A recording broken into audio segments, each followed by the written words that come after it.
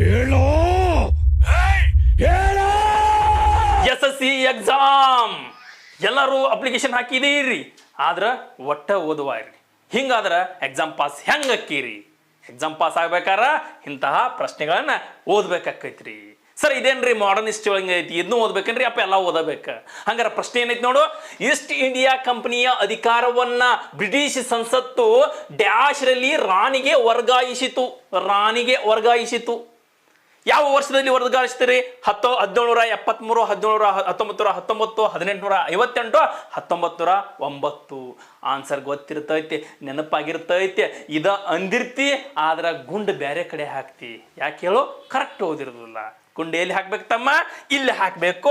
1858ರಲ್ಲಿ British ಸಂಸತ್ತು ರಾಣಿಗೆ ವರ್ಗಾವಣೆ ಮಾಡಿತ್ತು ಅಧಿಕಾರವನ್ನ. ರೈಟ್.